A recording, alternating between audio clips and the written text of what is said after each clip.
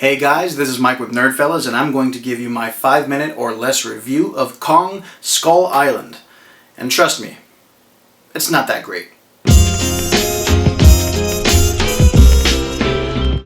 Kong Skull Island follows a group of explorers as they travel to the South Pacific in search of uncharted territory, surrounded by a fearsome storm and filled with monstrous creatures, including the mythical King Kong. The film does touch a lot on the lore of Kong, showing that there is a tribal nation that lives on this island, that there are more than one monster, and that there's a giant fence blocking them and the monsters. Kong also still has a fetish for women. Not particularly blondes this time, but he still loves women. This film has the likes of Brie Larson, Tom Hiddleston, Samuel L. Jackson, Corey Hawkins, John Goodman. You have a plethora of great actors in this film. And it still sucked. I will say the film did start off really strong. We did get an introduction to John Goodman and Corey Hawkins, members of the Monarch Company that you might recognize from Godzilla, the Gareth Edwards film. From there we go ahead and meet our military unit, which consists of Samuel L. Jackson and other members, and you can tell that they are a tight-knit group.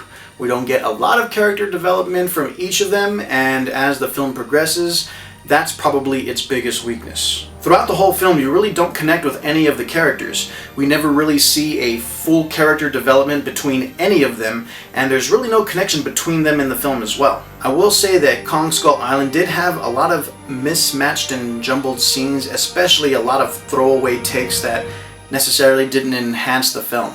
It also seemed like pieces of exposition were missing, so we don't get a full feel of what these characters are going through. There's also a lot of lifeless reaction from a lot of the actors, especially when big moments occur. For example, when some of the characters do get killed off, all we get from the remaining survivors is, "Let's move on." They do try to hide this with some characters saying, "Why is everyone acting like this is normal?"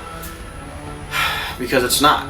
We don't really get much background or history to the island itself as well. We don't know the origins, how these monsters came to be, only that they have been around for centuries and are looking to come back to reclaim Earth. At least that's in the eyes of John Goodman. Really, there are only 3 great things about this film: King Kong, John C. Reilly, and the end credits scene. First, King Kong. King Kong is definitely a big, monstrous behemoth of a character.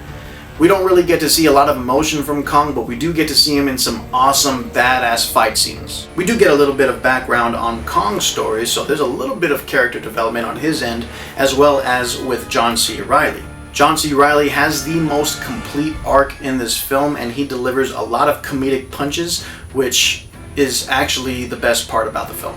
And make sure that after the credits you do not leave, because the end credit scene does tie it in directly to that of Godzilla.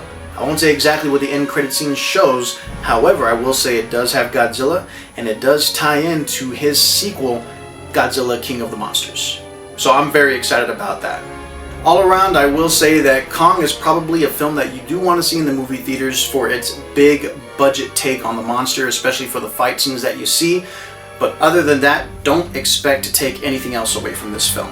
If I had to rate it on a scale of 1 to 5, I would probably give it a 2.5, which is pretty much a rental. However, because Kong is such a big monster, John C. Reilly is so funny, and that end credit scene kind of ties it all nicely together, I'll give it an extra 0.5, so we'll give it a solid 3. Well, there you have it. That's my take on Kong Skull Island. I didn't want to give you too many spoilers. We will discuss that later. However, make sure that you do go see this film if you're a fanboy of kaiju in general. Other than that, there's not much to expect from this film, so maybe rent it. Well, there you have it. There's my review of Kong Skull Island. If you liked this video, make sure you follow us, subscribe, and comment below. Let us know what else you'd like to see from NerdFellas. Other than that, thanks for watching. I'm Mike Wante. Nerd out.